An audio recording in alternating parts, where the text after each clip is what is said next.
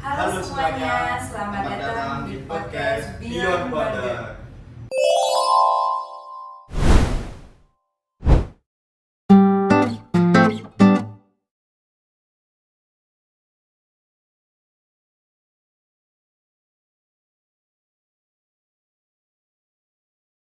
Nah, di episode ini kita akan bahas topik penting nih dan cukup sensitif mengenai pendetensian.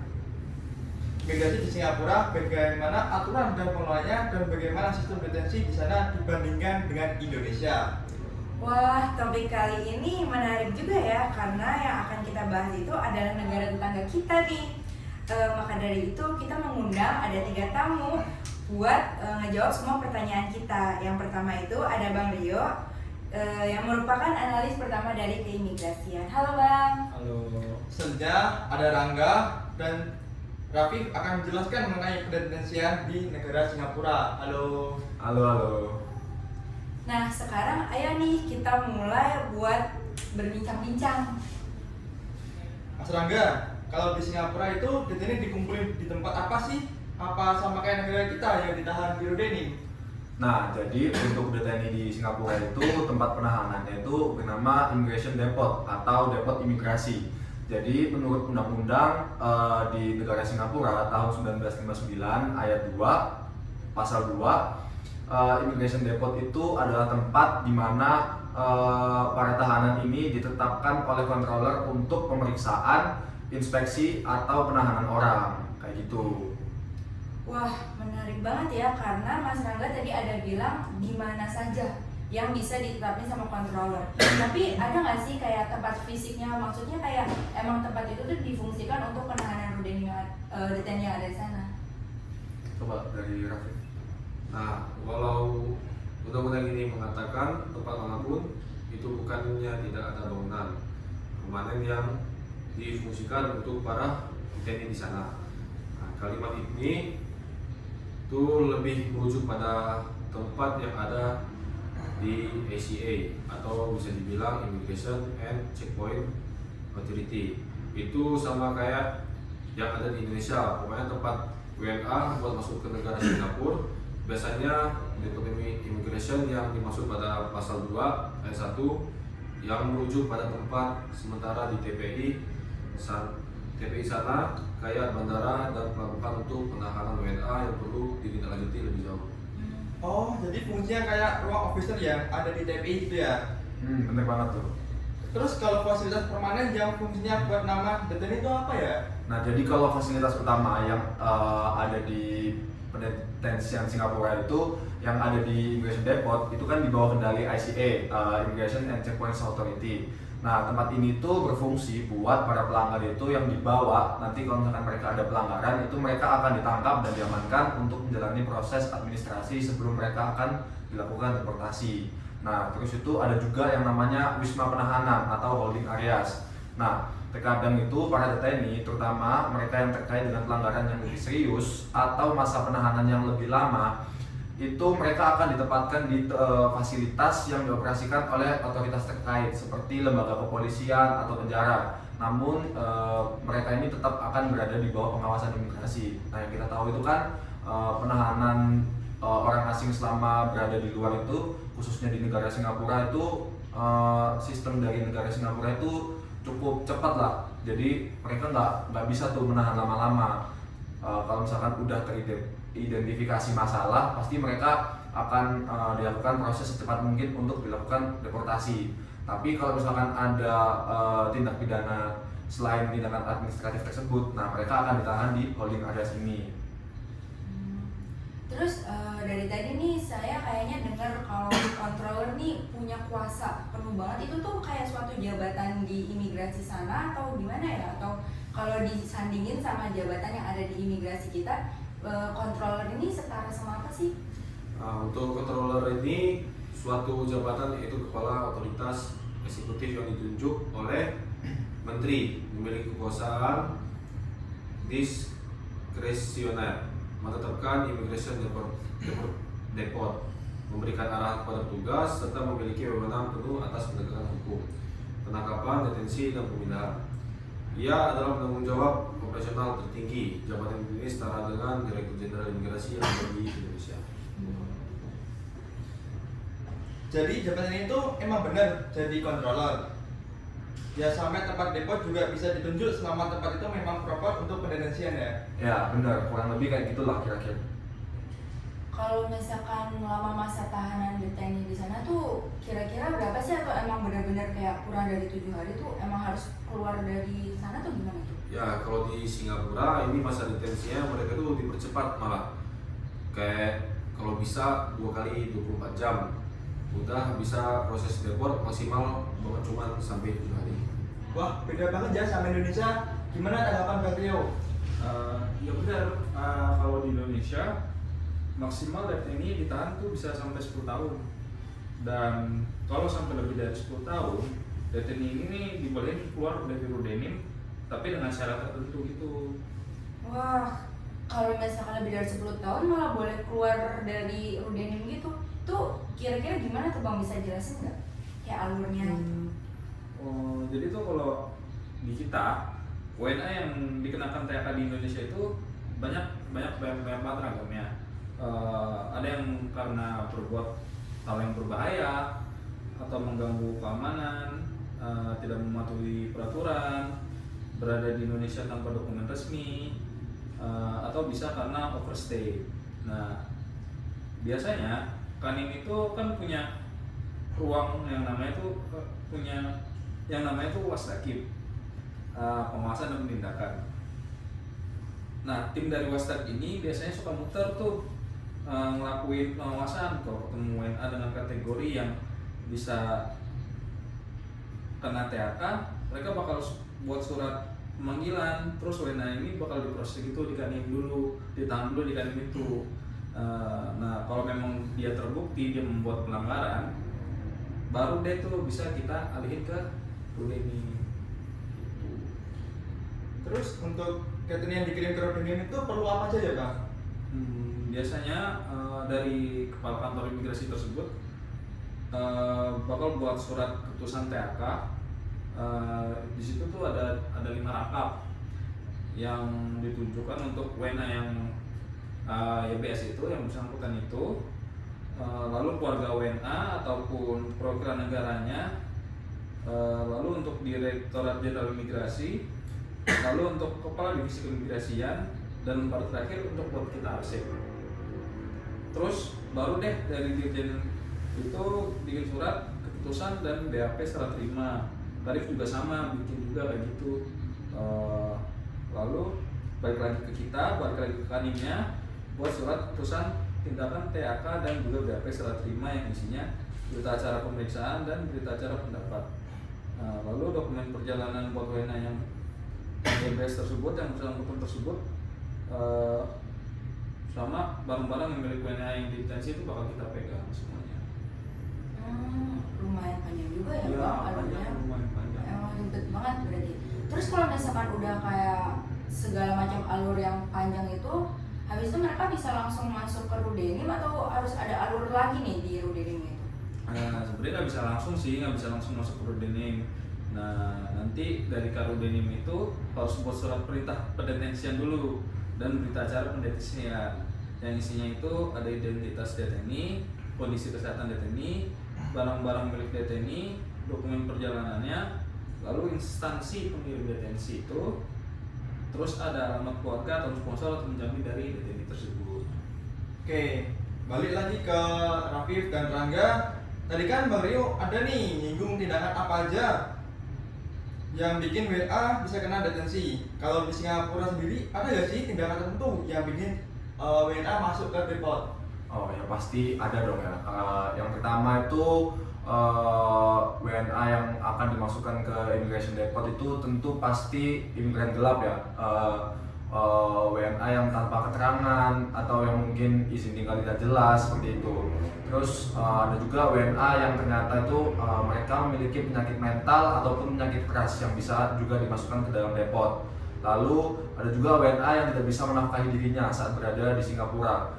Dan juga WNA yang memang terlibat kegiatan kriminal selama berada di Singapura seperti ada kegiatan prostitusi, narkotika ataupun terorisme, karena memang di imigrasi Singapura itu pengawasannya itu bakal sangat-sangat ketat banget. Maka dari itu gak gampang apabila kita tuh kayak mau mencoba untuk menerobos masuk ke negara Singapura tanpa tujuan yang pasti sih. Gitu. Berarti intinya yang sekiranya tuh WNA yang merugiin lah ya, merugiin tuh pasti bakal langsung di ini sama CIA yang ada di sana juga ya. Terus kalau misalkan emang WNA itu masuk ke depot, kira-kira ada nggak sih fasilitas-fasilitas yang emang udah disediain dari pihak Singapuranya itu buat para WNA yang udah didetensi gitu? Ya untuk buat fasilitas sendiri itu, walaupun fasilitasnya fisik diatur dalam wilayah regulasi yang lebih rendah, secara umum imigrasi depot itu berfungsi sebagai fasilitas penahanan sementara sebelum pemulangan. Fokus utamanya itu buat ketertiban, keamanan, dan pemenuhan kebutuhan dasar makanan seperti tempat tidur, dan intinya untuk HAM dasar mereka itu dijamin. Dan juga karena penahanan mereka juga tergolong singkat, di mana semua DTNI itu ditahan di bawah selama 7 hari kurang lebih.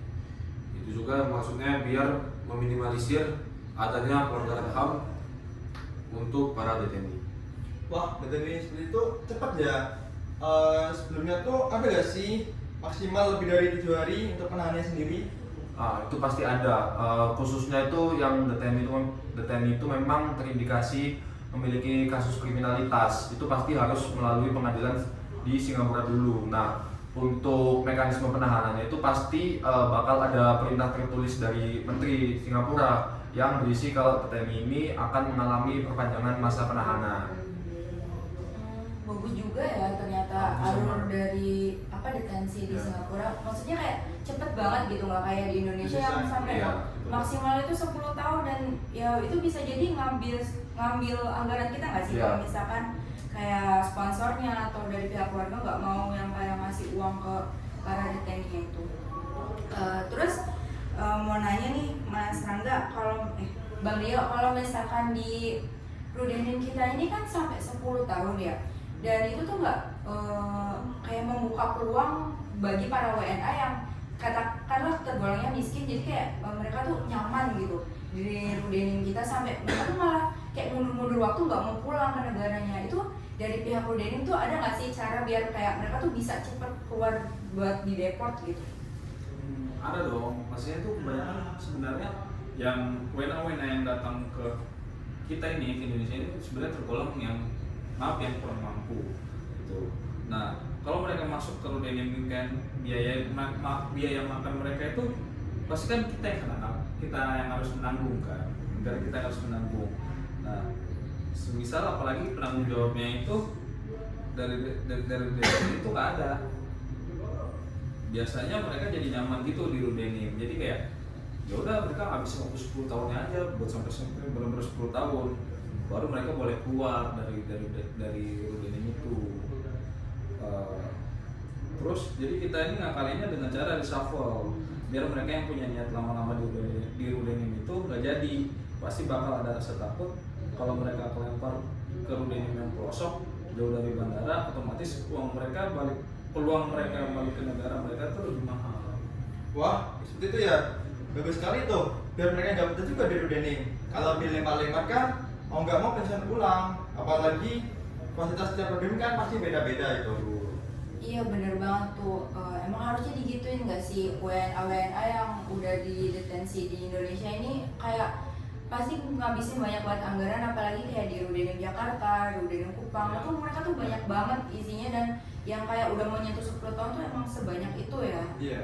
Pasti banyak banget tuh anggaran yang seharusnya bisa dilimpahkan kemana, malah jadinya ke orang asing, bukan ke warga kita sendiri gitu kan.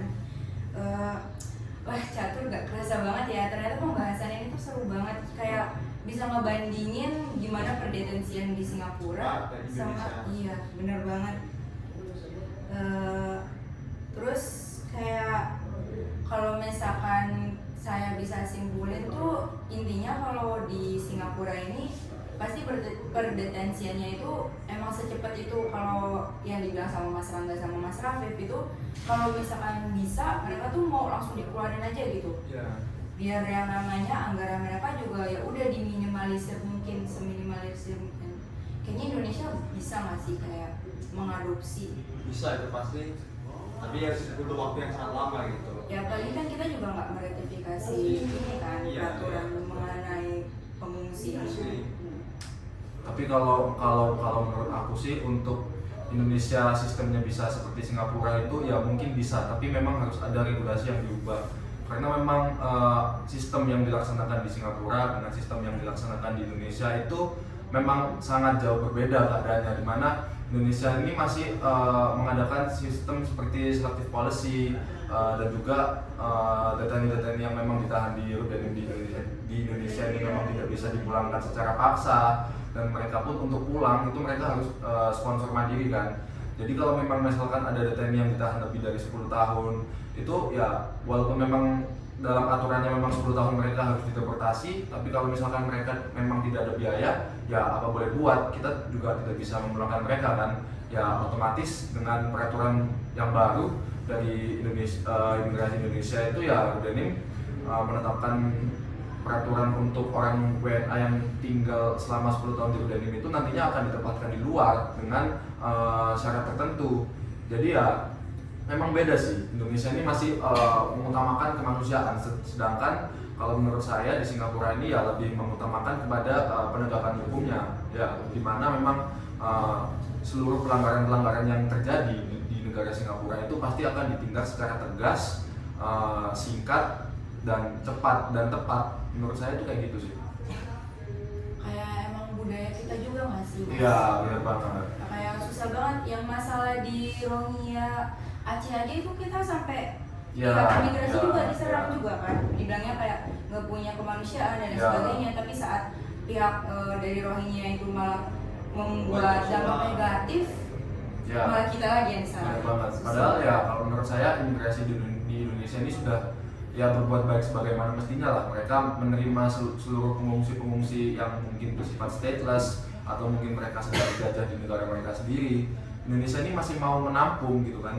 Sedangkan di Singapura mungkin ya mereka benar-benar menolak kalau misalkan memang ada pengungsi yang memang mereka ingin melarikan diri dan tujuannya ke negara Singapura. Singapura itu pasti akan menolak pengungsi-pengungsi seperti itu. Jadi ya memang dengan dasar kemanusiaan ini sih mungkin yang menjadi tolak ukur perbedaannya antara detensi di Indonesia dengan Singapura. Tapi kira-kira kalau menurut Mas Rafiq, Mas Rangga, sama Bang Dio, bisa nggak sih masyarakat kita ini kayak dibuka matanya, kayak dikasih lihat kayak negara yang lain, kayak negara tetangga kayak Malaysia, Singapura itu udah bagus banget loh yang namanya keimigrasiannya tuh, perdetensiannya, apalagi kan yang menampung WNA tuh ya nggak bludak kayak di kita ini. WNA juga banyak deteninya, apalagi community house, malah mereka di community house juga pada kerja dan lain sebagainya. Itu kan berarti menyalahgunakan banget kan? Ya, bisa sih, cuman memang harus pelan-pelan sih kalau menurut aku ya, karena udah jadi gimana ya, udah jadi culture Ya, baru gitu loh, benar. gitu loh di Indonesia jadinya. Yang harusnya ya kita harus ngadarin itu pelan-pelan lagi, dari awal lagi harus pelan-pelan lagi. Gak bisa kita mau langsung cepet gitu, biar masyarakat tuh tahu, paham gitu tentang Indonesia, imigrasi kita. Apalagi negara kita nih yang maaf banget kayak masyarakatnya gampang banget disetir. ya. Jadi kita kadang sebagai pihak imigrasi pun kadang bingung kan, kadang ada yang mendukung kita untuk menampung pengungsi-pengungsi itu, kadang ada yang juga menyerang kita karena ya ada yang bilang pengungsi ini tidak diperlakukan selayaknya manusia. Ya padahal ya memang kita sudah menjalankan apa yang sesuai dengan job desk kita. Ya kita menampung mereka, menerima mereka, menghidupkan mereka selayaknya manusia untuk Sediakan mereka. kan? Ya benar banget. Kita sudah beri makan, pangan, sandang dan sebagainya. Itu ya sudah kita usahakan. Tapi memang ya kembali lagi kayak pengelolaan dana dari imigrasi pun ya nggak serta-merta seluruhnya akan dialokasikan untuk pengungsi kan. Ya jadi memang harus ada penegakan hukum yang dilaksanakan secara tegas kalau menurut saya ya, untuk bagaimana caranya detensi di Indonesia ini bisa seperti di negara-negara ya, contohnya salah satunya di Singapura. Iya sih bener banget, saya setuju banget tuh waktu Mas Rangga bilang yang masalah pengungsi banyak di ini juga kayak pro dan kontranya banyak. Apalagi yang dapat ini baru banget yang kita lihat tuh rancangan dari presiden kita yang mau menampung 1.000 pengungsi itu kan juga banyak banget tuh pro kontranya yang sampai banyak banget yang bilang tuh kayak warga negara kita aja masih kocar kacir gitu. Kok masih mau ngurusin 1.000 orang dari luar negeri gitu. Berarti ya semoga aja emang imigrasi bisa lebih baik lagi. Terus warga negara kita juga bisa lebih kebuka lagi lah. Seru banget ya, seru banget, seru banget ya. Semangat ini. Gak kerasa diskusi kayak gini aja ya, emang bisa menambah insight dan juga ya kurang lebihnya kita bisa ngerti lah keadaan petani di Singapura itu seperti apa gitu. Buat jadi pembanding juga Ya, benar banget ya, itulah pembandingnya itu. biar kita nggak yang jalan di tempat aja, bisa ikutan jalan-jalan maju gitu. Apalagi kan di ASEAN satu kesatuan gitu. Ya udah, jadi kayak makasih banget Bang Rio, makasih banget Mas Rangga, makasih banget Mas Rafif. Iya, kayak semua ilmu-ilmunya, komentar tuh perbincangan kita itu bener-bener membuka banget wawasan kita, dan semoga juga penonton yang ada di sana bisa kebuka juga wawasannya, nambah juga kayak ilmunya, kayak gimana sih kalau misalkan compare dari negara kita sama negara lain gitu. Saya dan juga Catur di sini akan undur diri. Mohon maaf jika ada salah kata. Kami akhiri. Dadah. Terima kasih. Masih.